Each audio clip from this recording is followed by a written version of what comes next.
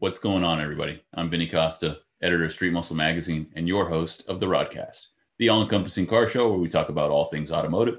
Today, I'm joined by my co-host, Greg Acosta, editor of Engine Labs and the all-around tech guru. What's up, Greg? Yo, how are you? Yo, man. Yeoman? What's a yeoman, Greg? A yeoman is a Navy clerk. That's true. Off camera, we had to Google that. Anyways, we're back with another fantastic episode of the Rodcast. This week with a fantastic guest. His name is Brian Hatano. He's a media and marketing specialist over at Edelbrock, but he has had a very lengthy and storied career in the automotive industry and motorcycling as well. Like I said, he's a content creator for Edelbrock right now, but he is also a self-appointed builder of stuff, and also the past editor of CarCraft, Drag Racing, Sport Compact Car, Super Streetbike, and Motorcyclist Magazine. That's a lot of titles under one belt, dude. Yes, it is. And I think my favorite of all of them is builder of stuff. Yeah. Well, I don't know about you, dude, but I go down, you want to talk about rabbit holes. I go down rabbit holes on YouTube and watch maker videos all the time. Mm-hmm. Yep. I like to see how stuff's made. Yeah, dude, I signed up for, I'm not going to, that one streaming service, I'm not going to give them a free plug unless they want to give me free service. Simply because how it's made was on there. Yeah. I will sit down. If there is a 12-hour marathon of how it's made on during the weekend, I'm not doing anything for 12 hours. Yeah, exactly. I remember as a kid, I used to watch it a lot with my dad because he's constantly tooling around in the garage. He really liked woodworking and things like that. But we used to watch how it's made, and it was mesmerizing to watch like something as simple as like a tin can be made, right? Like, oh, wow, they start with raw tin and they stamp it, and then it goes down this conveyor, and it's just, so the maker part of it is like, there's a channel I really love on YouTube called Diresta, Diresta. And it's this guy, his name is Jimmy Diresta, and he's really famous in the maker world. He did a whole series of videos with the guy from Parks and Rec, mustache. Ron Swanson. Why can't I think of his actual name? He's married to Megan Mullally. What is his name? Right. Yeah, I don't know. But anyways, Offerman. Nick Offerman. Thank you.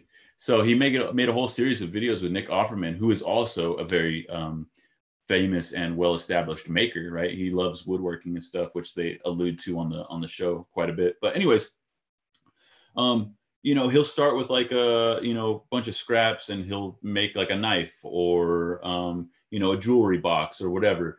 And so I romanticize about doing those things, right? But I don't have the skills and or the shop or the tools to do it. So I like to watch other people do it, and I think a lot of people do as well. Coming full circle, Brian is one of those people. He finds creative and interesting ways to make things, right? Sometimes things that are related to automobilia, sometimes things that are not related to, right? He told us about a situation where he had to make a shark or something like that a person could fit in for Jacques Cousteau's son or grandson. I mean, it's not exactly automotive related, but he had to figure out how to make it. It's pretty cool. Yeah, but it's interesting. Like, I don't care if it's cars or not. It's interesting. Yeah. But his resume speaks for himself because he worked on all those titles. So we have a lot to talk about, man.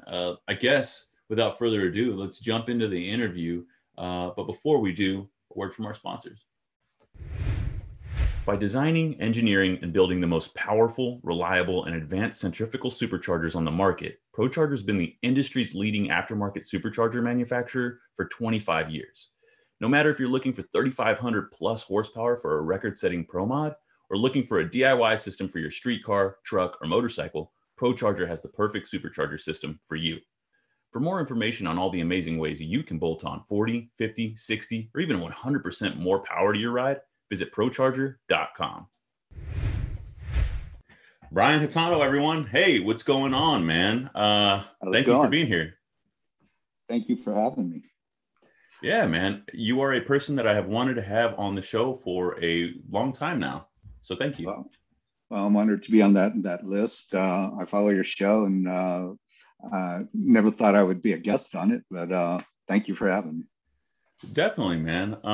You have a storied history in the automotive and motorcycling world. And you're constantly posting fantastic stuff on your Instagram and Facebook page. You and I became friends on there, like through, mutual friends.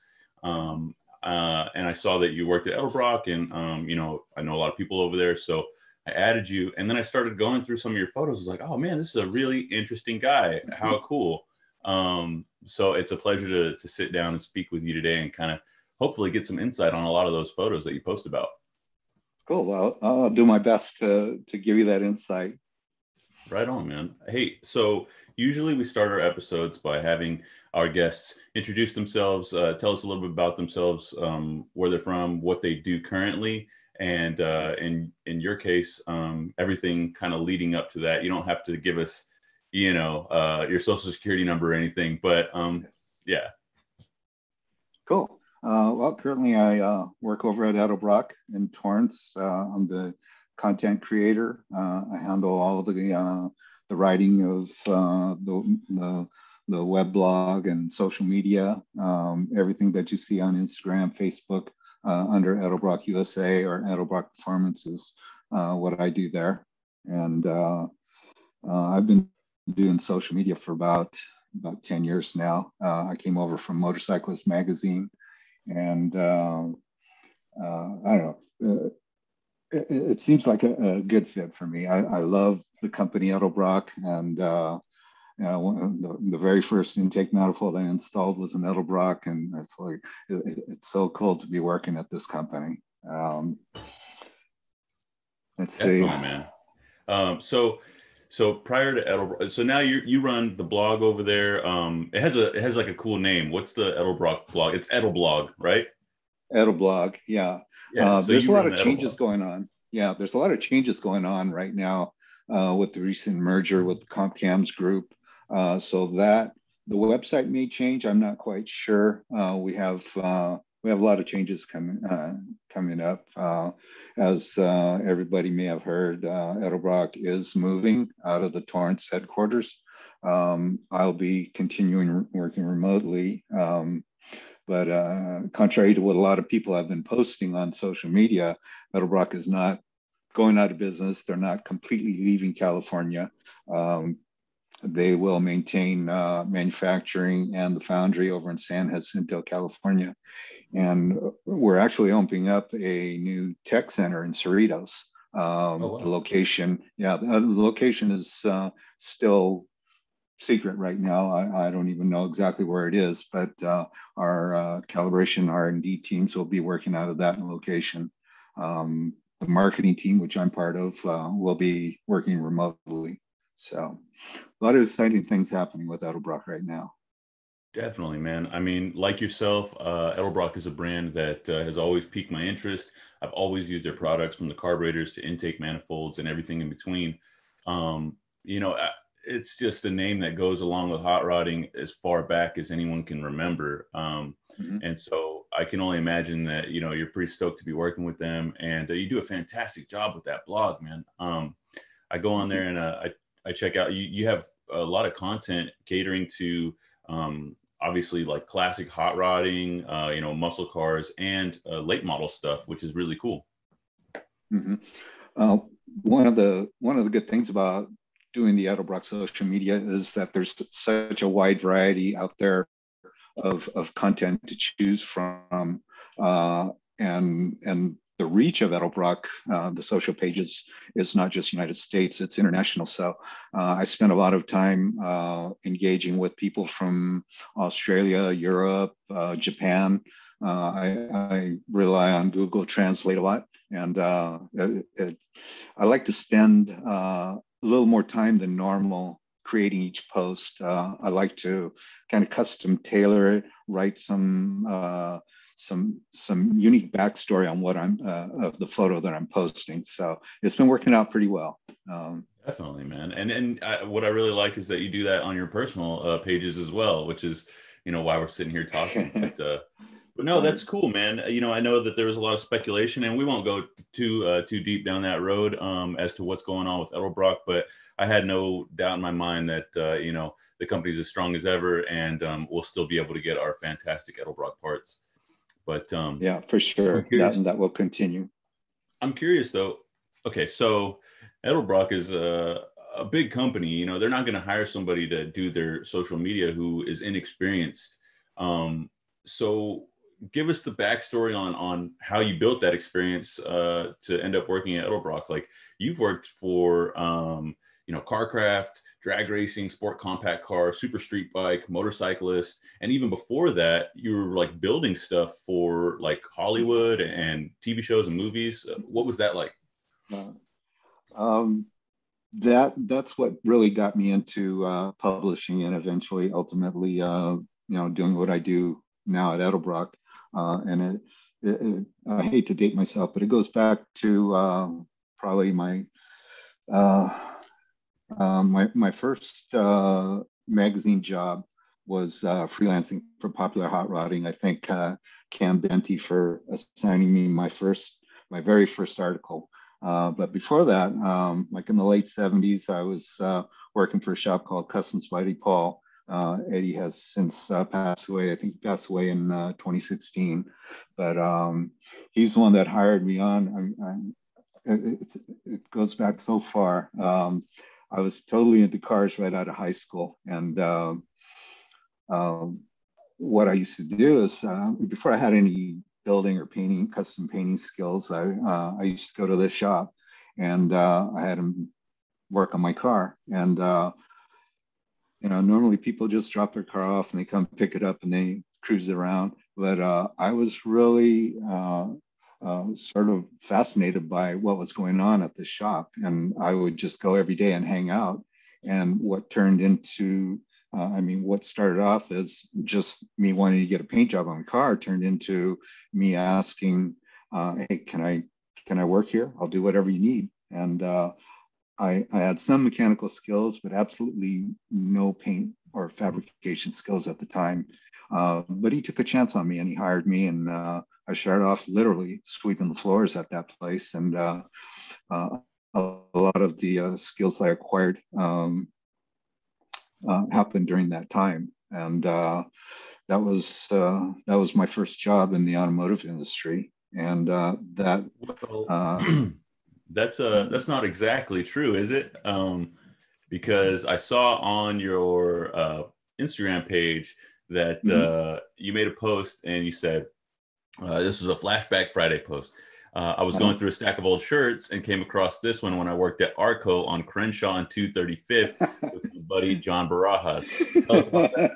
Right. That was probably one of the best part-time jobs I ever had. That was back when, the gas station is still there, but it's now one of those AM/PM mini mart deals. But back then it was a full service with a little hose that ran across the drive, and it would ring the bell, and we would have our rag in the back pocket, and we would wipe windows, check oil, and everything. So yeah, you're right. That there is my first automotive job. I want to get back to working at the shop, but before we get there, I mean, it speaks to your personality, right? Like, you're in high school, you work at a lube shop, like you're building the foundation of what would be the foundation of your skills. So that's really cool.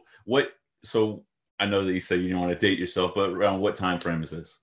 That was let's see, the Arco job was probably I'd say it was around 77, 78. I don't mind dating myself. I mean, everybody pretty much knows how old I am. But I see you did your homework, so that's cool. Well, so that's a good time for Southern California hot rodding, motorcycling, choppers, like everything cool with a motor and wheels is cruising down in Southern California. So I could see why you fell in love with it. So after high school, you end up going and working at the body shop. How long was it before you got to actually like touch a car? You know, when you go from pushing a broom to getting your hands on the materials that would shape your career? That's a good question, because it it varies with the individual. I mean, some people think they want to be a car customizer, and they'll try to get in, and their dream is bigger than what they're willing to put into it. I really wanted to get my hands on experience there. A lot of that I owe to my dad. My dad was a Ford mechanic for almost 40 years, so I had just a strong interest in cars. But I started there. I would have to say around 79, 80, and I would just be fascinated with the painting aspect of it. I picked up fabricating later on, but it's like, was making the cars look good. I want to know what was going on inside the spray booth, and I just started, just asking the guys that were doing the work, hey, are you doing this? Can I watch? Can you show me how to do it? And that's pretty much how I learned. I can't really credit any one person for showing me everything. I mean, I learned the good and the bad. There's some guys that I would say weren't that good at what they did, and I learned from them too. How not to do things, and why a paint job would come out dirty, and I would see that aspect of it too. But I kind of put it all together, and got into the custom painting later on. Once I felt I was pretty accomplished at painting, I started getting into fabricating, doing the steel flares and all that. Yeah, you are. Pictures I don't know. I'm looking at them right now. But if you have them right there, yeah, please go ahead and show us. Yeah. So go ahead. Okay. This is 79, January 79 Carcraft. That's me and my Camaro there. And that is the car that I had over at the shop. I didn't paint it, but that's the work that I wanted to do. That got me in the door, and it was a pretty high-profile shop at the time when that. Yeah, so 2 years out of high school, you're already on the cover of Carcraft? Yeah, pretty much. That's awesome. 3 years, yeah, and that's a story in itself. But back to that shop, it was just a little shop, El Segundo, and when I had that car there, my boss at the time, or future boss at the time, the owner of the shop, he was a pretty young dude too at the time. He was a chopper riding kind of crazy guy at the time, and he was starting out with his very first movie job, which was Grease. And at the time, we had no idea what Grease was going to be, but the cars were all there. The Scorpions Merc, the Grease Lightning Ford, the Pink Lady Studebaker, all those cars were there, and he was showing it to me, and I thought it was cool. Nobody knew what that movie would turn into, though. Several decades later, but at the time, all we knew was it was some guy from Welcome Back, Kotter, that was going to star in it with Olivia Newton-John, and these are the cars for it, and it was cool. Dude, that's awesome. Yeah, so you have a photo of it, and I'm going to do my best to work with Greg and put it up on screen so that people can see what we're talking about. But yeah, that was the next picture I was going to ask you about, because it's a fantastic picture of those Mercs parked in front of Customs by Eddie Paul, right? Yeah. And so what hand did you have in crafting those cars? So I guess you guys are doing it for the movie. Did you paint them? How did that whole thing happen? I did not. Those cars, I didn't have anything to do with them. I'll say that right off the bat. Those cars were there when I had my car in the shop. And I would say that's what kind of lured me into that whole shop thing there with that shop in particular. I mean, I don't think I would have had the same interest if it was, if I had chosen another shop to do the work.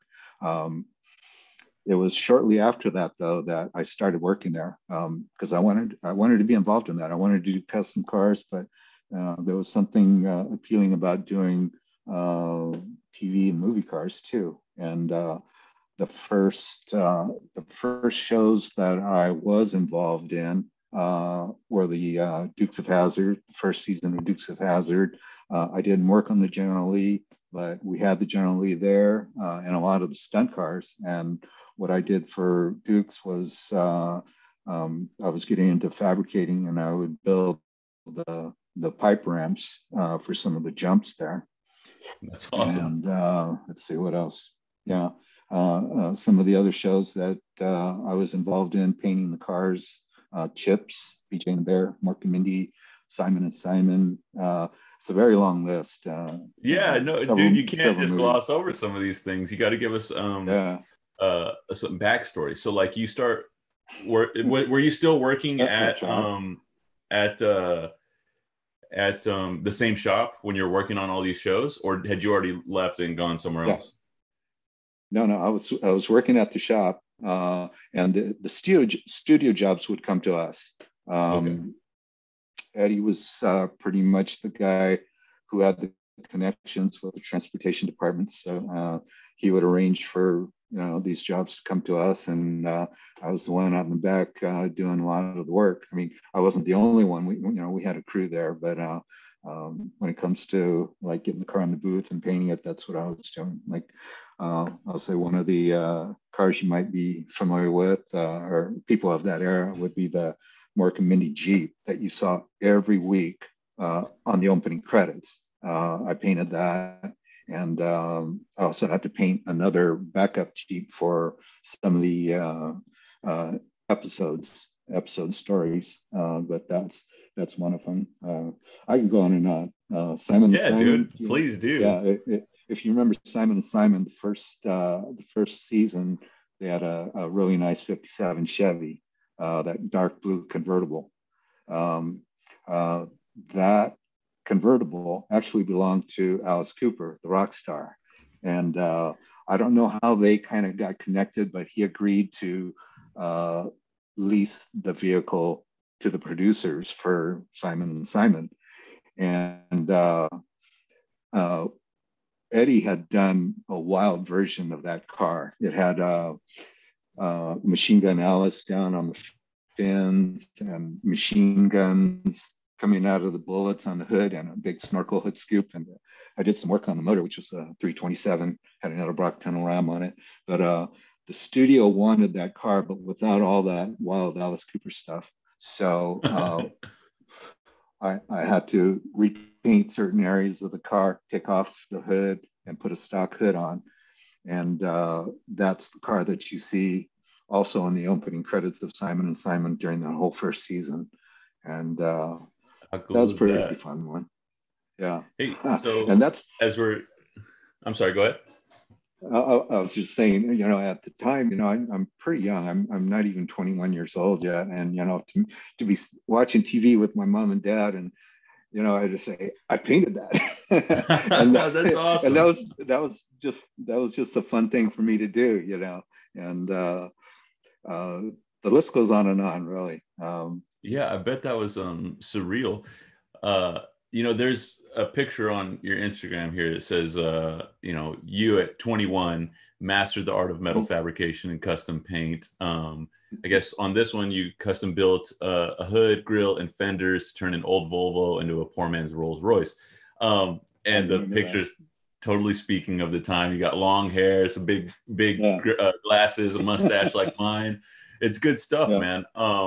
And then you go on to say that just 3 years later, that car was featured in an issue of Custom Rodder, and just 3 years later, you become editor-in-chief. So how did you make that jump from like fabrication to working on the editorial side of things? Well, I was a totally devoted reader of CarCraft or any other car magazine that was out at the time. CarCraft was my favorite. But let's see how when I was working on cars at the shop, it was a pretty high profile shop. So it was kind of a source for tech articles for popular hot rodding. And that's how I first got connected with the publishing industry. All the guys that were on staff at the magazines would come in, and they would want to do some how-tos on bodywork or paint, and so I'd be the guy in the photos. And eventually, I remember Cam Benty was there a lot, and he was shooting a basic dent repair or something like that. I don't remember what it was, but he was saying that he's so slammed with work, he's got to go here and there, and he was running out of time. And I said, hey, this is something I might be able to help you with. And I mean, rather than you coming all the way here from your office, I could do the work and shoot the photos, write the story, and hand it to you on a plate. And it's like something that appealed to me beyond working on cars was working on magazines. So that's how that got started. That's awesome, man. Well, you said that your car had been featured, and it was actually on the cover. And you said that there was a story there. How'd that happen? Well, before I had any clue that I'd be working at the magazine, it was like I said, CarCraft is my favorite, and my dream was to get my car featured in the magazine. And fortunately, living in LA, CarCraft headquarters was Peterson Publishing over in Hollywood on Sunset, and so it's pretty much a drivable distance for me. So when my car was done, I mean, I just drove over to Peterson Publishing. I remember going to 8490, pulling into the employee parking lot, parking down in that lower lot. And it's like, man, what am I doing here? But it's like, well, I'm here. So I go in and hit the elevator, I think they were on the 5th floor. And I'll go up there, and I just walked into the office, and I says, hey, how do I get my car in the magazine?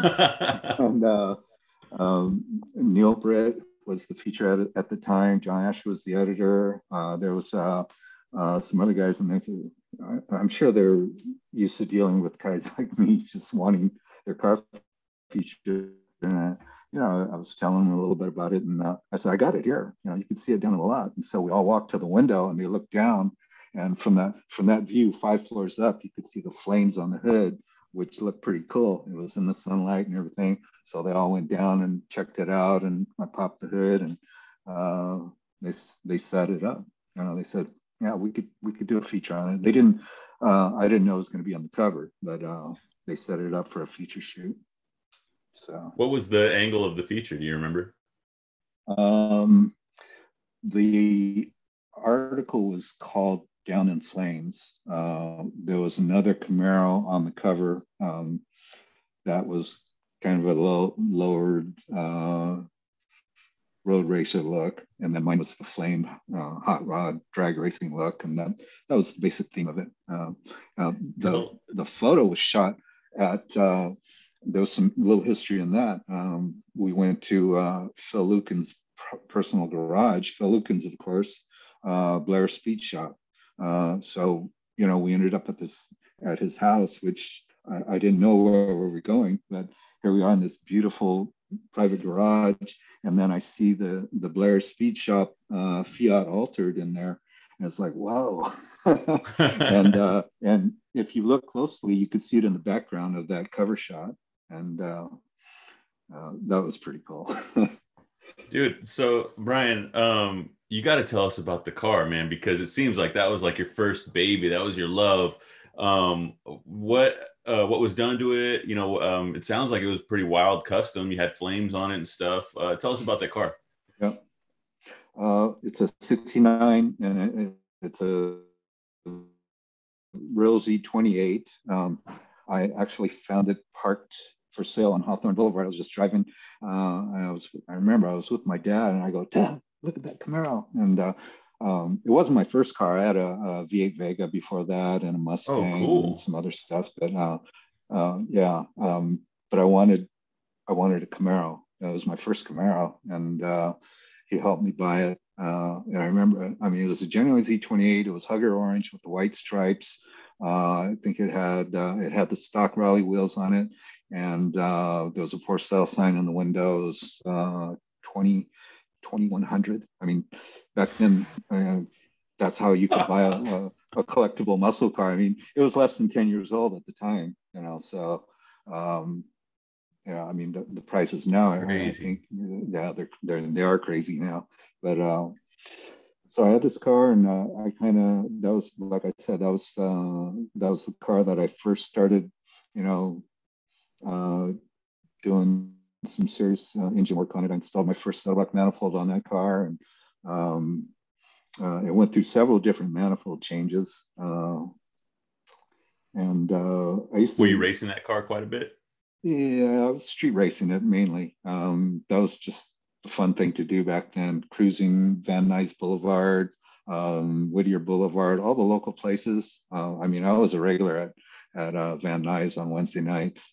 And I'm fortunate to have grown up during that era. But I left it orange for a long time, and that's how I remember it. Just Hugger orange with white stripes, and had the 302 motor in it. It had a little work done to it, not too much. I mean, the Z28 motors, that's a good motor. You know, it's a high revving motor, and it wasn't running that good when I got it. So I pulled the high rise off, and I started off with I remember I found a used torquer on the Daily Breeze and the classifieds, and I bought that. Nice. Yeah, can't do that anymore. But it really improved the performance of the car, and it's like I wanted a little more, so I saved up my money from. I was working at the gas station back then, and was, you know, buying a new manifold was hard to do, you know, making, you know, gas station wages. But I remember the first manifold that I bought new was a Scorpion 2, and I bought it with an 800 CFM Holly. And sorry, Edelbrock, but yeah, they didn't have carburetors back then. But I put an 800 double pumper on it, which a lot of people will say, you know, I over carbureted it, but that car ran hard, and I can think of only one race that I lost, but that was my favorite setup. That's awesome. After that, I started going more for, you know, the show look. I started entering it in shows, and I remember I pulled the Scorpion off and put it was a C28, I think. It was the high-rise dual quad, and I kept it under the hood. And I put the only carburetors I could fit on there were Carter's 9500s. Really? Yeah. So you know, 1000 CFM on a 302. a lot of people say I was over carbureted, but you know, my car ran good. So that's cool, man. Yeah. Well, hey, so LA's a massive city. When you talk about cruising Van Nuys and you know, being a part of that scene, was it? Did you know most people who were into hot rodding, or was it like too big? Like there were people coming from all over that you didn't know would be there one day to the next. As far as those cruises goes, Van Nuys, you would see some of the regulars that were there weekly, but I mean, back then, if you can imagine Van Nuys Boulevard, you know, I'm coming from the South Bay area. I drive all the way out to the valley, and so like I remember my adrenaline would be pumping, and you know, I'm getting closer and closer to the cruise strip, and finally get to it, and that street would just be packed. And I think the circuit, to make a full circuit, was about 3 miles, and it would take probably a good 2 hours just to make one pass on a busy night. I mean, there would be so many cars there, so it's hard to like remember specific ones, but you know, there were a lot of. How did that get like established right there in Van Nuys? Did it just have that strip that lent itself to being cruised, or like do you know any of the like how that started? I don't know the, I don't know the history too well. I mean, that's probably something, you can Google and find out, For sure. when and where it started. But, I'm just glad that I got to be a part of that cruising scene on Van Nuys Boulevard. I mean, they made movies about it. There were TV specials, and just to be there, you would see on any given night, TV crews, news cameras, just trying to capture that action. The street, I think it was like too wide on each side going either way, and then parking along the curb, and there would be people parking up on the sidewalks, and just people lined up and down that the strip there, and it was just, it was fun. Yeah, I bet, man. It sounds like a good time. You're right. They even made movies about it. They made that movie Van Nuys Boulevard. Did you hear about that van that was featured in there? That was like, it had some controversy around it. Yeah, the cherry pick. The wild cherry van. Yeah, that's it. Yeah. I don't know a whole lot about that. My van. Let's see, when did my van days? Was that past that? It's hard to remember, but it seemed like a natural progression. Yeah. I was into vans too. So I mean, and that was, they're popular now, but it's kind of like a resurgence, kind of like old school choppers are. But back then, that was when it was happening. The surfer van movement, and I had to get in on that a little bit too. I had a 75 Dodge van that I did all the usual stuff too. Nice, man. I have a van too now, and it's funny that you mentioned that, because it's exactly right. Like, I got it in a trade. I traded I had an 85 Blazer that I really liked, but it needed a lot of work, and this guy offered to trade me for this 93 Chevy G20, right? Like long wheelbase. And I was like, what am I going to do with this thing? And then I found out that the body style didn't change for like 30 years, from 71 all the way to 95. And so I swapped the grill, pinstriped some flames on it, put it on some Vector wheels to get that old street van look. And cool. People ask me about it all the time. People love it. So vanning, dude, it hasn't died. It has not. Yeah, it probably disappeared for a little bit, but man, it's making a strong comeback right now, and it's so strong that I'm thinking, if I ever see the right van, I'm gonna grab one.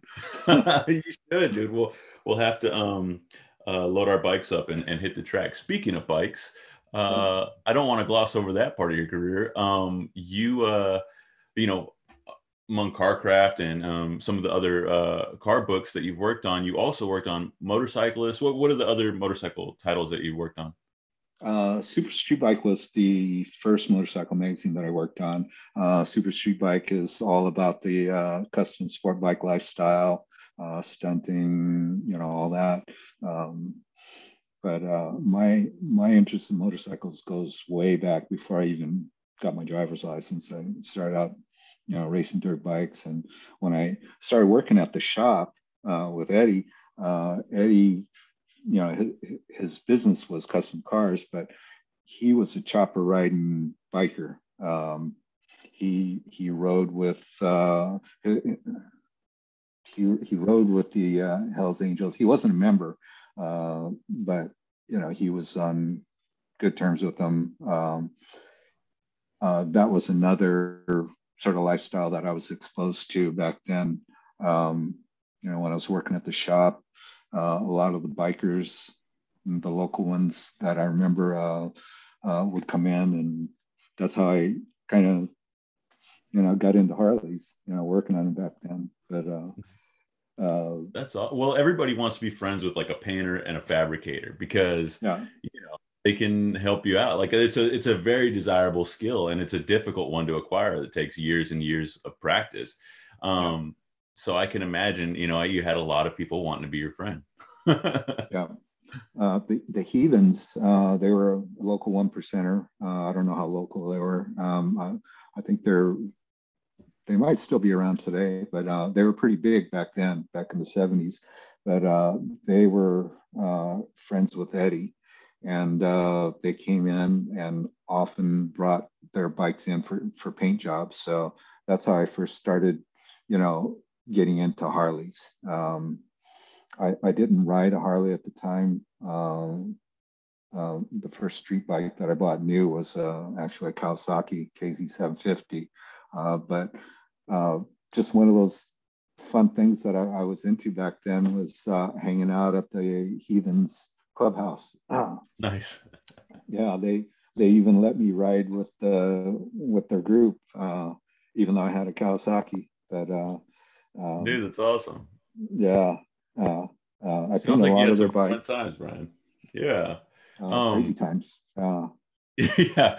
Well, that was a really interesting time for the motorcycling scene, because you had like this the chopper scene was already morphing from like these older, like slower bikes into what would become the more, I guess, you had people customizing all facets of the bike, not just turning them into like bobbers. They were like stretching them, putting crazy rakes on them, wild paint jobs. I mean, it was just as crazy as the hot rod scene. So it was pretty cool. But it was. hey, so you mentioned that you were racing dirt bikes and stuff too. And was that that would have been in the mid to late 70s too? Yeah, mid to late 70s. It was probably around right after high school. So yeah, it's about 77 that I was racing dirt bikes, and an RM 125 that I wasn't a fast guy, and I'm still not, but I just like to ride. But that's dirt bikes is where I first started riding motorcycles. Well, it's yeah, a good it way had to get into motorcycles. As a kid, I mean, you were watching people like McQueen comes to mind, of course, but who's his best friend? They had that husky named after him, the Elsinore. See, that was Malcolm Smith. Malcolm Smith, thank you. Yeah, and but I remember the heroes of the time for me. I mean, aside from those guys, I remember Roger DeCoster, Bob Hanna, all those guys. I used to watch them whenever I could on TV, or some of the local tracks that we had, Indian Dunes and Saddleback. We'd go ride there on the weekend, and sometimes those guys or some of the pros would be out there practicing, and yeah, that was fun. That's awesome. Yeah, man, you were definitely lucky to be around all of that in its like heyday. So very cool. Hey, so you still ride quite a bit. I mean, you have several bikes in your stable. One of them being a Harley, and the other one being a Cowie. And coincidentally, tell us about those. My Harley, I've had that. It's a 97 FX STSB, which is the Bad Boy Springer. It's actually the precursor to the modern blacked out bikes. But that's a special model that I was really attracted to, when it first came out, and so I had to get one. It came out in 95, probably 96, 97. Yeah, and I bought the 97 model. I don't do too much to the Harley. I've kept it pretty much stock. Almost all my vehicles are, outwardly stock in appearance, paint wise. I like the factory paint on the Harley, but how does that thing handle compared to like a modern sport cruiser? Not bad, actually. A lot of people are shy away from the Springer front end, but once you got to ride one to really appreciate, just how good of a cruiser it is. I've got it lowered, so I've lost some of the suspension travel on it, but I'm these days I'm kind of a form over function guy. It's a great looking bike, man. I have a Harley myself, and I'm kind of like part of that modern age performance touring and stuff. I have a Dyna, and I know that you reviewed the last Dyna, the last gasp of the Dyna, right? The Lowrider S. And you really like that bike, and you said that you might even get one eventually. What do you like about that one so much that would make you want to get one? It's got that complete package. I mean, I like the aesthetics, the wheels, the black paint, and the 110 engine, the Screaming Eagle 110, and the fact that I was able to go on the press launch for that bike.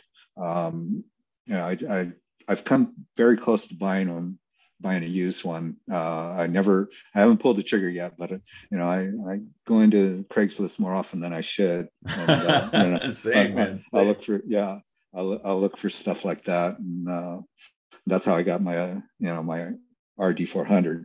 You know, just I woke up and had no idea I was going to buy a bike, and I'd be scanning Craigslist, and the RD400 is one that I wanted to buy when I was a kid, and I was never able to. So it's like, that's one of the things that I searched for, and I actually found one.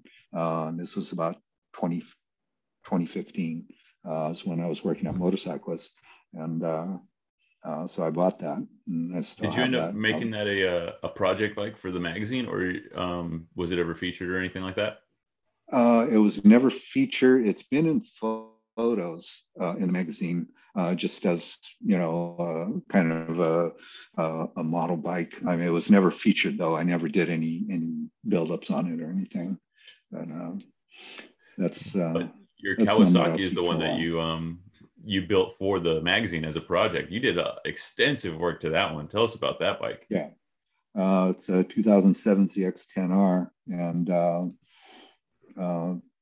I've always been into sport bikes as well as Harleys and cars, but this one, I was really into the stretched look, stretched slammed look of sport bikes, and so I started doing those mods to this bike. And when I started at Motorcyclist, I had already had some swing arm extensions on there, but I got to kind of use the bike for tech articles. We had a mod of the month article that I was able to write, and I did a lot of modifications on that bike for that series, and I ended up swapping out the swing arm. It's got a Roaring Toys 8-inch over 240 swing arm, and I did a lot of. It looks stock. It's got the factory green paint, but I did all that paint work, and it's got a turbocharger on it. Yeah, that's what I was waiting for you to get to. What tell us about that process. What in the sport bike like drag racing world, it's not uncommon. But I've seen photos of you riding that thing at Chuckwalla. So what's the deal? What inspired the turbo? I don't know. I felt like I did everything that I could aesthetically. I mean, and it was fast. It was, anybody can ride on the street. Really, a stock 1,000 liter bike it's a fast bike, but I got to do things like that. So, well, you're not a guy to play it safe. Yeah. I didn't do the turbo. That was done by Herrera Racing. Augie and Gage Herrera did the turbocharger install. They're Pro Street engine builders. So I just wanted a turbo bike. I remember I did a little part-time deal at a bike shop working on bikes, and one of the bikes that came in was Hayabusa with the turbo on it, and it wasn't running right. So I remember it was an electrical issue. I don't remember exactly what was wrong with it, but we did some tuning on it, and I took it out, And when I felt that turbo kick in on that Hayabusa, it's like, this is what I want, you know? I mean, it's faster than you should be riding on the street, but yeah, it's just you've got to experience a turbocharged leader bike, or you know, boosters are you know, bigger than a leader bike, but when, you know, if you feel that turbocharger kick in, it's like, man, you become addicted to that power, and For it's like a sure. rush. What so how fast have you gotten your ZX10R up to? It's hard to say. I mean, probably up to, I mean, you know, riding it in places where I shouldn't be riding that fast. You know, up over, you know, like I said, I'm not a fast rider. I just like to ride fast bikes. You know, a lot of bikes can easily, you know, from the factory do 100, you know, way over 150. But I've had that bike up that fast, For especially, sure. you know, when I had a chance to ride it on the track, you know, and you know, just get a chance to open it up. Did you ever dyno that thing? I did. Herrera Racing did the dyno, the tuning on it, and it's putting out just a tad over 200 to the rear wheel. So, Good God. yeah, 203 horsepower.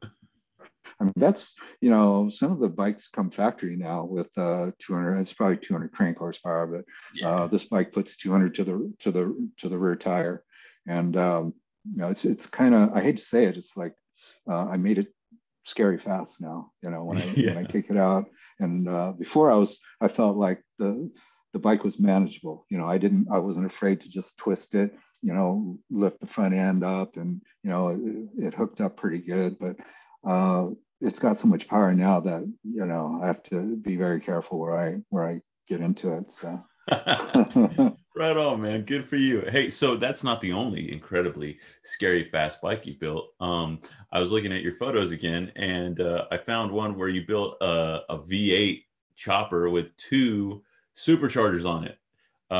Tell us about that, man. What? How do you get these crazy builds?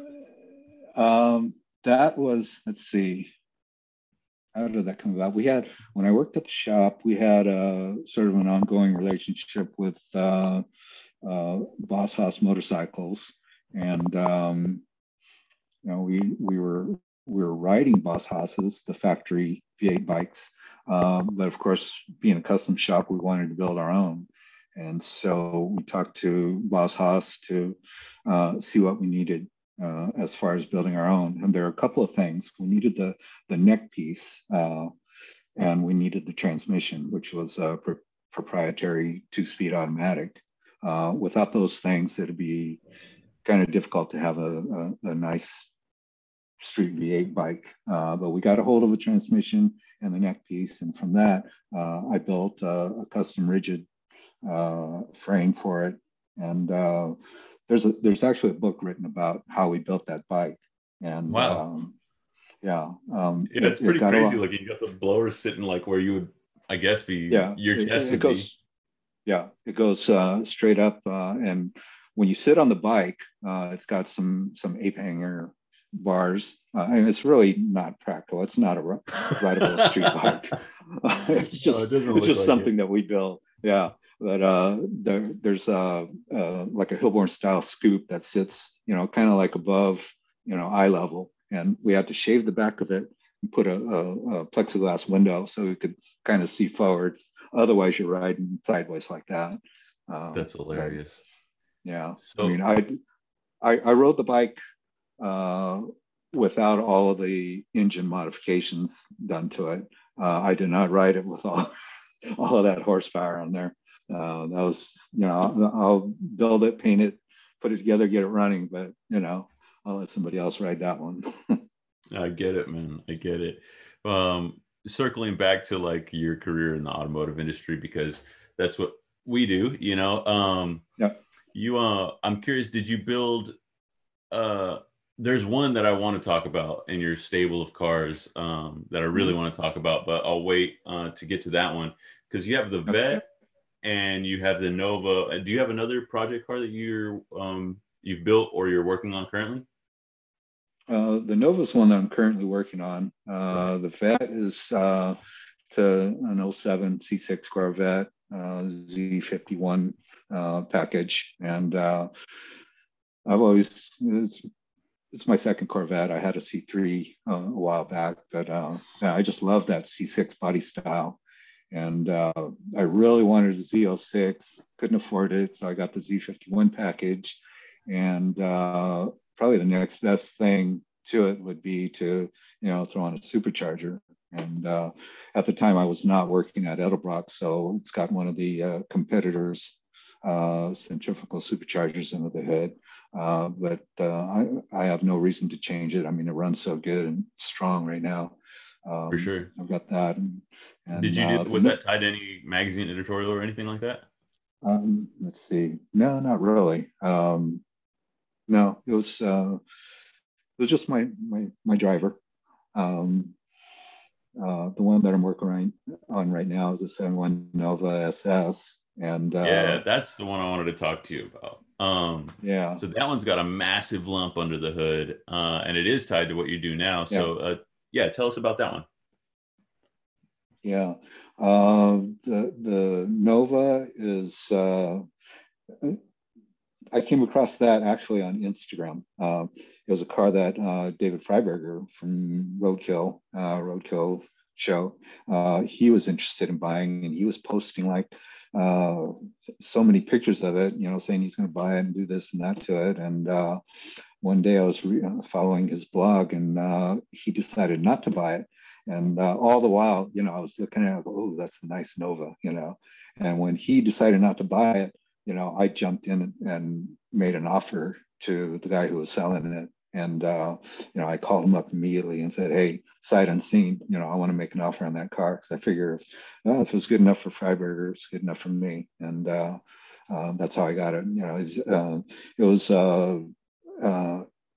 certified, NHRA certified car for, I think, I don't remember exactly what class it ran in, but it was also a street car. It had plates on it, expired tags, but it had plates. So it could be made street legal, which is what I wanted to do. I wasn't really up to like going the full build route, so this was perfect. It was back halved. It was done really well. Leaf springs, and it had a 468 big block in it. So that was how it was when I bought it. And since then, I've gone coilovers on it, pulled that 468 out, and this gave me a chance to sort of rep the company with our best crate engine. It's the Edelbrock Musi 555, and I've got that engine right now in the car. And insane, man. That's where I'm at. Yeah. Future plans, I want to get it in my garage here and do what I do on it. Get the body nice and straight and do some paint work on it. But right now it's still the same color that I bought it with. You gonna keep it yellow? No, I probably I got a thing about white cars. My Corvette's white, my Colorado's white, and I've got this thing about match and everything. So I've already got the wheels done. I got some weld wheels and had them black powder coated. So they're a little different from than what you get just buying them. So the wheels are black, just like my VAD and my Colorado. But I'm going to go white with it, I think. I know it'll look fantastic, but I gotta be honest with you, I kind of like that yellow, man. I see you post photos of it, and I'm like, oh, that's a cool car. But that's awesome, man. How did the development of that engine go with Edelbrock putting together that Musi package?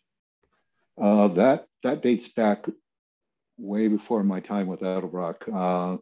That was something that came together between Vic Edelbrock Jr. and Pat Musi. And I want to say it was about 2000, after, it was in the mid 2000s, I think, when that concept came about. And from what I understand is that Vic wanted to have a crate engine with a lot of horsepower that you could pretty much drive across country if you wanted to. And that's what they came up with. Just a solid, reliable, big horsepower motor. And when the motor was first released, Vic put it into his 67 Chevelle, which is still with the family. and it still has that 555 in it, I think. And anyways, he did the Hot Rod Power Tour, and it, drove, that car drove from California out to the East Coast, just to prove that, it is a reliable motor that runs on pumped gas. And I can verify that fact. I fill up at the local gas station with 91 octane, and that thing is a beast to drive. Dude, that's awesome. Brian, I want to take a moment and play a sort of game. I'm just gonna kind of scroll through your Instagram and find a good picture and ask you about it. So okay, I'll say we can call it tell us about that, right? So tell us about that time with the XXX GTO. XXX GTO. That was it's actually right behind me on that poster. Awesome. I don't know if you could see it. Yeah. The XXX GTO was just one of many studio jobs that came into the shop. I think we did 4 of them at the time. And it was, when we get these studio jobs, we don't know a whole lot about the movie at the time. There's always just a working title. So we don't know a whole lot about it. All we know is what we have to build. And we had to build some GTOs that were capable of some pretty unusual stunts and cinematography. They had to have that top blow off, and they had to have rockets shooting out of the headlights. Those were done by the studio. The rockets and the headlights. We made the rockets at the shop, but the studio kind of made all the stuff come together. For sure. We did a lot of the work. I did the paint work on it, but see, there were different versions of the car. The hero car, the car where the top blows off. So every GTO that they weren't GTOs, by the way. They were Le Mans. I figured not. And I remember having to cut the back half off and weld on the GTO tail section, and it was that was a whole process, because we had to do it to all of the stunt cars, not just one. And how many GTOs and Le Mans had to be sacrificed to make those cars? I think we did 4 of them, and there was probably a couple magazine articles that are circulating, about that project. We also did the Jeeps. I still haven't watched that movie all the way through, so I don't know which scene. Yeah, there are a couple of green Jeeps that I painted, and we actually kept those around the shop.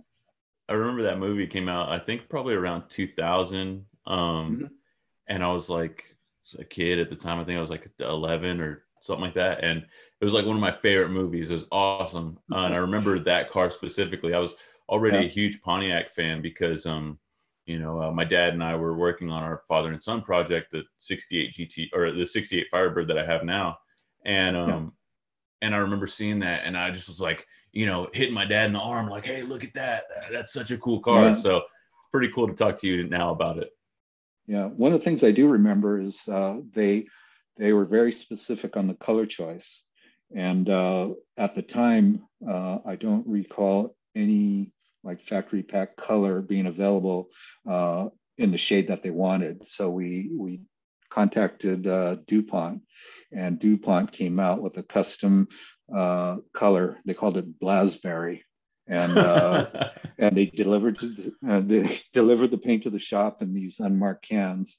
I remember it was just white wrapped cans, no logos on it, and it was just there was a sticky label on it that said Blasberry, and it was a 2-stage paint. That was what I was into, the painting process. So that's what I remember about that. Now you could almost duplicate that with some House of Color chameleon colors. But I was gonna say it's like a chameleon paint almost. It reminds me of the color on those Terminator Cobras, the Mistachrome. Yeah, there's you can get some pretty nice chameleon colors now, just factory packed. But back then when we did that movie, we had to special order it. So that's awesome, man. Okay, moving on. Tell us about the time that you worked with Pixar. Pixar. That was the Cars movie franchise, and the person that referred Pixar to us was actually Jay Leno, because we had done some work with Jay Leno on some of his projects, and he said that there's only what the conversation, as I understand it, is Pixar talked to Jay Leno and they said, we're coming out with this movie called Cars. It's an animated movie, but we want real life cars for the premiere and for a world tour to promote the movie. And so, Jay says, the only person I know that crazy enough to do something like that is Eddie Paul. So, next thing we know, we've got Pixar over talking about, what they want. And this was something that we had never done before, taking an animated object and turning it into a full-size real-life vehicle. And not only one, but three of them. So we did Lightning McQueen, Sally Carrera, and Tow Mater. And we had to do our homework on that job. And once we had it locked in, and Eddie was famous for saying yes to just about anything. We can do anything, and without knowing how we're going to do it. So once we had that job locked in, we had to figure out how we were going to do it. And he, I remember we were buying equipment, learning. He was learning computer programs, and because the thing that the trick into building those cars was getting the expressions on the face, a static expression that would look good all the time. In the movie, it's constantly changing, so it's hard to just take one facial expression and build a car off of that. So that was one thing that we worked closely with the animators on. They had a team of three animators that were at the shop, and after it's hard to describe that process. It was a long computer generating process, being able to get the files that we need. And I'm not involved in the build at that point. This is Eddie. He was good with his computer. Once he got the 3D version of it on his computer, then we had to figure out a way to convert that into the 3D full-size body. So the next step was to figure out how we were going to do that. And the way we did that was we had to take the wheelbase and scale the car up from the wheelbase. And once we had that, then we were able to start building the car. The process involved a lot of plastic. All the cars, Lightning McQueen and Tow Mater were made out of plastic, ABS plastic, 1/4-inch plastic. And the way we made those plastic panels was there was a couple of processes involved. Once we had the computer files, we had to break the car up into different sections, different parts of the car. And we tried to do as big of a section as we could, like, the roof section and the quarter panels. But we made those panels in a positive mold out of wood. We used a wood called jelly tongue. It's a hardwood that's very easy to shape. And I remember we had to research how we were going to make these wooden bucks, because the process itself is not new or unique. We didn't invent that process, but we had to update our shop with the equipment to do that. So we had some custom CNC routers made, 2 of them, so that we were also on a time frame. They wanted these things, pretty fast. So we had 2 custom CNC routers built that had a big enough platform to build car parts with. And then we had to have the jelly tongue shipped in. And jelly tongue doesn't come in big chunks. We had to actually build the chunks. It's a long, drawn out process, and bear with me.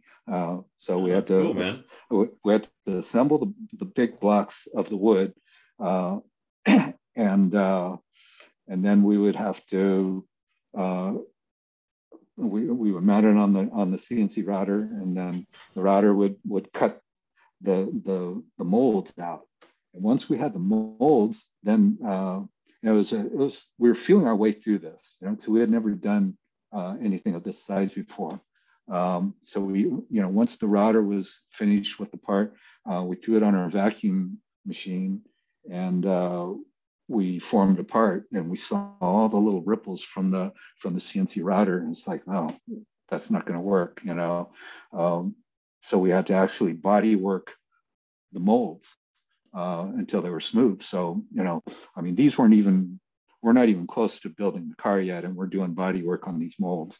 So once we were able to figure out how to get rid of those ripples, we started making body parts. And interesting thing about Lightning McQueen is it was actually built off of probably the most least the car that you wouldn't really want to build a car like that off of. It was an F-body 87 Trans Am, which was my car. And I just kind of saw an opportunity I wanted to sell it at the time. So I just said, hey, let's use my car. We'll sell it to Pixar, and we'll cut it up. Ideally, we probably should have used something with a solid frame under it, like maybe a Corvette, but we just kind of complicated our lives and used this 87 Trans Am. So we stripped it down, cut everything off of it until all that's left was the drivetrain. And we reinforced that, and we built a roll cage in it. And how long did it end up taking you guys to build all 3 of them? We had to do, let's see, the first one we did was Lightning, of course, and that one took about a month. Sally Carrera came next, and then we had to work with Porsche on that one because they own the car. That was a fun one for me because being a Corvette owner, I got to cut up a Porsche. They sent over a brand new at the time 911, and we had gone through the same process as far as getting the cartoon dimensions onto the computer, and we figured out what we needed to do. We needed to shorten the car, shorten the wheelbase, raise the roof up, and then that would give us the base for Sally Carrera that you see in the cartoon. And then from there, we were able to put the face on and just make it look like the character. You guys did a fantastic job, man. It looks so good. It was a challenge, and I don't think I could do it again if I tried, especially without Eddie being here. But it was something that I'm glad that we did, and we suffered through it and learned a lot from it. And yeah, but it sounds like a lot of fun though, like trying to come up with those creative solutions. Is that a part of the process that you really enjoy? Yeah, it is. And anybody who knows Eddie knows that it wasn't just cars. He was an inventor, not just a car guy. We had some crazy projects, non-automotive projects there, from mechanical shark submarines to hang gliders to see some of the weird stuff that we built. There's a local casino here, Hollywood Park Casino. They came to us because they wanted a special floor safe that they could leave with their. I'm not into the gambling, but it was filled with all their poker chips. So I remember making a poker chip safe that's crazy on the floor of the casino. See what else do we build? Well, I do want to ask you about one of these as we move on with our game. Tell us about that time you built a motorcycle for Kanye West. Oh, wow. Let's see, how do we the Akira motorcycle, actually. Yeah, Akira Kaneda, for those who don't know, it's a Japanese anime movie and character that, up until then I had no idea what or who Akira Kaneda was. And so it was one thing that, Kanye West is working on a movie or a music video at the time, and he's a huge anime fan. And he wanted to have that bike that he saw in the cartoon in his video. So he came to us. I don't know how the hookup came, but he ended up coming into the shop and telling us what he wanted. So we schooled ourselves on what anime Akira was, and we saw the motorcycle, which was pretty wild. I mean, it's a totally animated thing. So we set about to build that, a real life version. Fortunately, it didn't have to be like street legal or be real functional. It was mainly for green screen filming, and the scale had to be right. And we actually did make it run. We started off with a Triumph motorcycle that we had lying around, and we cut so much of it up that it ended up not being a Triumph anymore. But we pulled the motor and stretched it out, and we used an electric motor for power, and we just basically duplicated what we saw in the cartoon. And also I went onto eBay and bought a little toy model that was real accurate, and we used that for scale and reference. And Kanye, who's not really a bad guy, unlike what what all the TV shows make him out to be. He was pretty normal to us. At least at the time. So do you get to meet all these people that you end up building these things for? Yeah, he was pretty much a regular guy. He would come into the shop, and he explained what he wanted. And I remember I had my Harley at the time, and he says, "I want to use your bike too." And we had one of the V8 bikes, and he says, "In that one." So he actually rented all of our bikes, plus had a bike built. But he came in several times, and as we were getting closer to finishing this one up, we got some paint on there, and strangely enough, one of the things that we just couldn't satisfy him on was the shape of the windshield, and that was a hard one to do. We use plexiglass. Plexiglass is really hard to work with, especially when you're heating it up and vacuum forming it. And we kept cracking it, and we finally got one to work. And it was, I could tell it wasn't quite right, but it fit on the body that we made. And he came in, and he just looked at it and goes, "I'm not feeling that," And so we had to keep doing this windshield over and over until he came and gave us the okay on it. And once that happened, he went ahead with his plans, which actually kind of continued on in our shop. He said, "Can I use your shop?"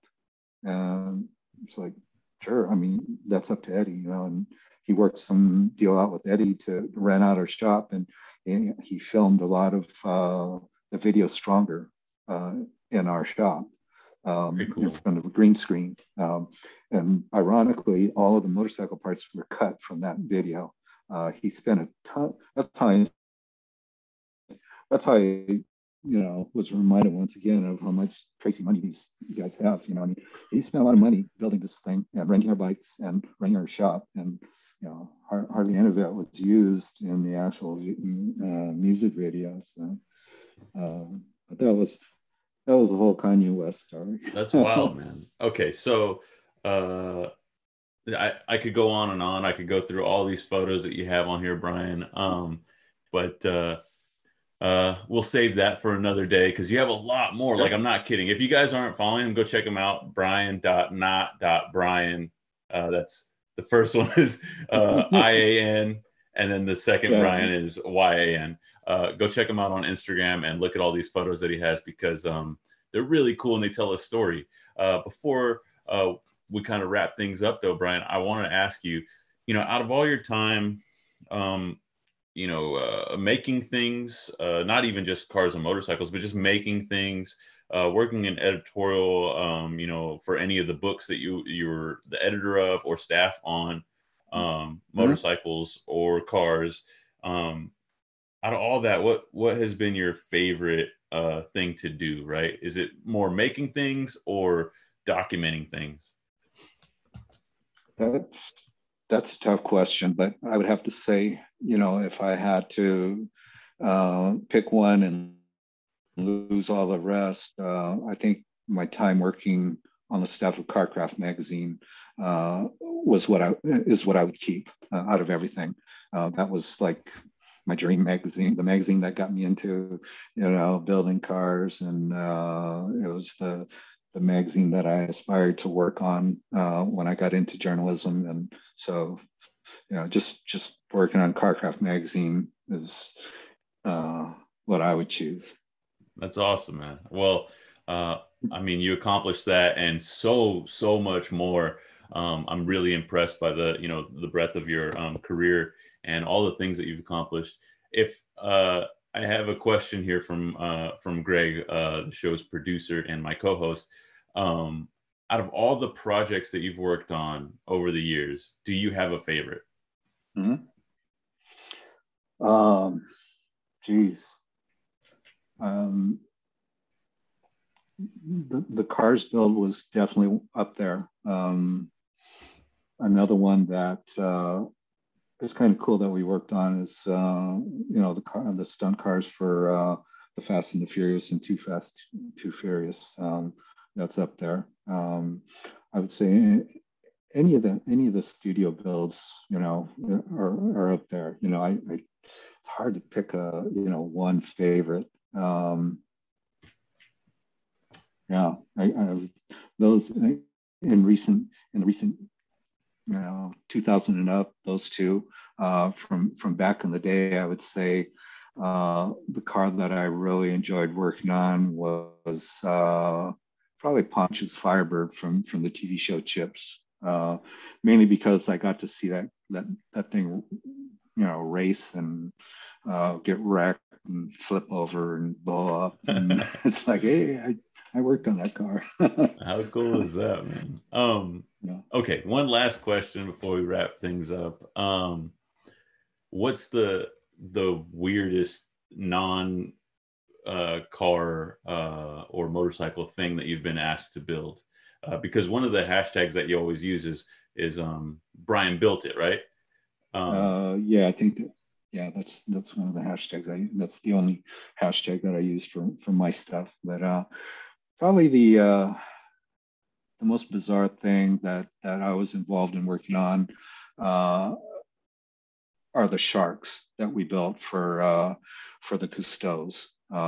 It started out as Eddie had a relationship with Jean-Michel, who is Jacques Cousteau's grandson, I think.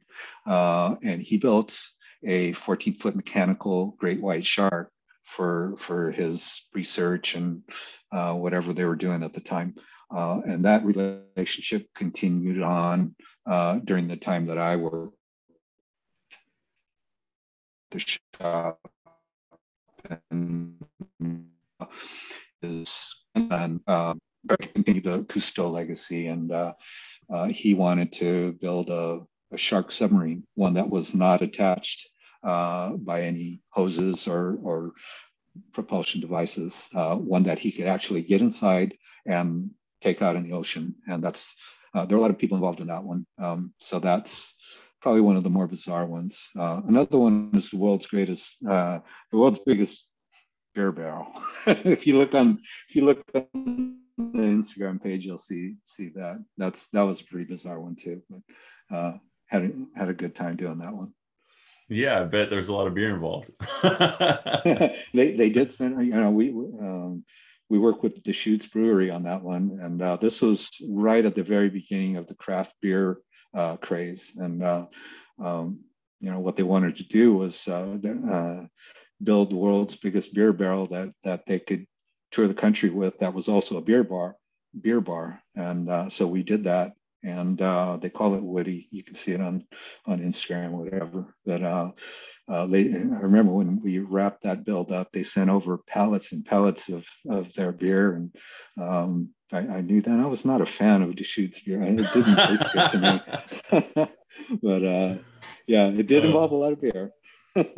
Right on, Brian. Well, hey, I want to thank you from the bottom of my heart, man, for coming on the show, shedding some light on a lot of photos and stories that I've been dying to ask you about. Like I said, I have a lot more questions to ask you, so I don't think this is the last time we're going to see you on the show. I certainly hope not. But maybe you'll have to give me some more of those stories from when you were hanging out at a biker clubhouse over a beer of our own. You'll have to let me buy you one soon. Got a lot of those. I got a lot of those. So yeah, no problem. And there are a lot of builds that we could do another segment on. So yeah, anytime. It was a pleasure being here. Hey, so before we let you go, where can people read more about what you're doing right now for Edelbrock, and what's your Instagram and Facebook and all that stuff? All of my work, my daytime work, is with Edelbrock. So anything on the Edelbrock social pages, just follow Edelbrock, Edelbrock Performance, or Edelbrock USA, and you can see everything that Edelbrock is involved in. And as far as the Edleblog is where they can read your articles right now, right? Yeah, mine, and I don't. It's not limited exclusively to content that I create. It's open to news releases, and other writers will contribute to the Edelblog. But that's edelbrock.com. Sweet. All right, man. Well, hey, thank you one more time. Really appreciate your time, Brian, and I had a lot of fun, man. Thank you. Cool. It was fun. Thank you for having me. And like I said, I'm usually the person behind the camera. It's kind of cool to just sit down in front of the camera and talk. Definitely, man. I owe you a beer here pretty soon, so I'll be reaching out. As long as it's not the shoots. This episode was brought to you with the help of Performance Distributors, the company that allows you to feel the difference, not just ignite a spark. Well, what does that mean exactly? Well, their ignition systems are designed and manufactured under the most stringent of guidelines. In fact, the owner, Steve Davis, told us their systems are designed as if they're running them on their own vehicles. And that's because they are. But one of the products you may already know them for is their line of DUI distributors, the first and one of the best HEI distributors on the market. Their machine calibrated timing curves provide instant throttle response and eliminate engine damaging detonation. Now, for those of you with late model vehicles, their Sultans of Spark ignition coils are based on the DUI technology, so they too can accommodate a wider plug gap when firing out more voltage. So check out performancedistributors.com for all your ignition needs. That's performancedistributors.com. There you have it, Greg. What a fantastic time talking to a real maker, dude. Not to mention, I mean, he's talking about places where I grew up, like he was talking about the service centers and stuff. And man, I remember that when I was growing up, there was a service center. It was a Chevron of all things, right near where he was talking about, where he worked. And that was like the only mechanic my mom trusted, like at a gas station. Like it was a service station. Like it's different. Like you don't see that anymore. I mean, I don't know, maybe somewhere in the Midwest. But it's true, man. He starts talking about like that little like hose that you drive over and it's like ding ding. And, Yeah, and actually like dropping your car off at a gas station for, you know, a tune-up. Yeah. Like that doesn't exist anymore. No, but you see like the relics of those things, right? All over Southern California, and I'm sure everywhere else in the country, but like you see them all over, right? Like old service stations that like they're still gas stations, but they don't offer service. There's, you know, like that part is the bay that you would pull into is just filled with boxes or storage or whatever. It's kind of a bummer. They should bring that back.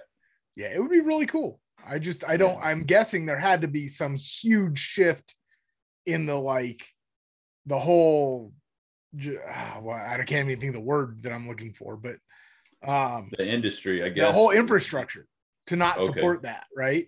Like it's not just we can do this somewhere else. I think there was some kind of core shift, no pun intended. Maybe, you know, companies like Chevron and Shell just decided, and they were like, hey, you know, to give up that ground to places like Valvoline or Jiffy Lube or whatever.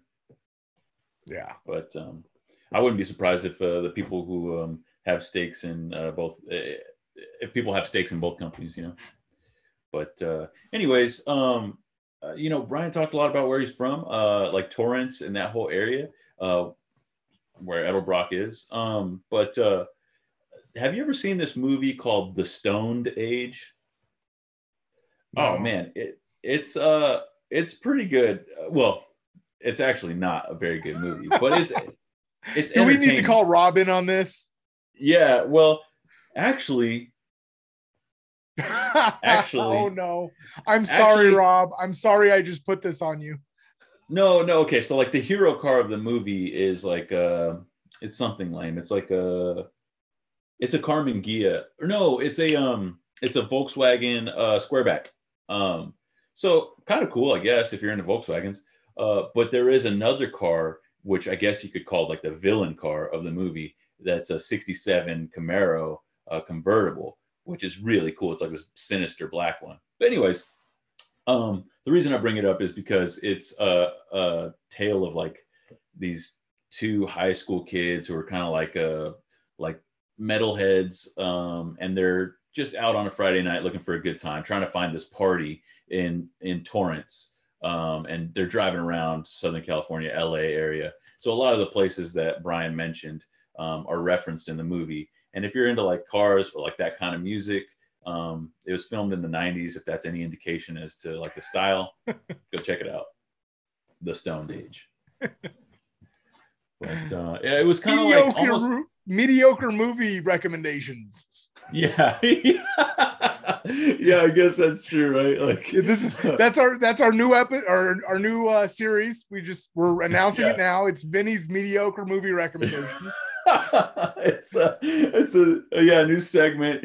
I'm not going to really try to sell you on it. Go check it out if you want. But it's kind of like a bootleg version of Dazed and Confused or something, like low budget. Like if Dazed and Confused met Cocktail and like more like if Dazed, I think Cocktail, they're driving around, you know, the Hollywood Hills looking for the party. And yeah, kind of, but it's more like if Dazed and Confused met Airheads. Okay. Did you ever see that one with Adam Sandler and Steve Buscemi and Brendan Fraser? Yeah. Now that's where they rob people with the squirt Uzis. Yeah, exactly. With hot sauce. Oh, that's right. Forgot about that. Yes. Anyways, how do we get on this? Oh, because Brian is from that area of LA. That's right. All I know right now is we have a lot of very confused listeners. They're like, what is this? Listen, man, let's change the subject. I want to take a moment to thank our sponsors from today. That's Performance Distributors. Go check them out on performancedistributors.com. ProCharger, of course. They make big blowers for whatever you need. ProCharger.com. Got ARP. They make fasteners and hardware for anything you could possibly be working on. Go check out arp-bolts.com. And also Liqui-Moly. I mean, if you got something that needs lube, they got lube for it. And pretty much everything else that you could need as far as fluids and liquid. So go check out Liqui-Moly. I think it's liquimoly.com, right, Craig? Yep. And thank you for putting up with us. Yeah. No, seriously, thank you guys for tuning in. We wouldn't do this show if it weren't for the audience and the fans. So thank you so much. If you like what you see, or if you didn't like what you see, drop a comment in the comment section below and let us know why. Of course, do us a huge favor, hit that like, comment, and subscribe button. And if you're new to the channel, hit the notification button. That way you know whenever a new video is coming on. You got anything for the people, Greg? Nope. I think we've pretty much exhausted my brain. All right, man. It's late here. I'm going to go eat something and probably go to bed. And I know you're going to do the same, Greg. So everybody tune in next week, 12 noon on YouTube and or Facebook. We'll catch you next time. Peace.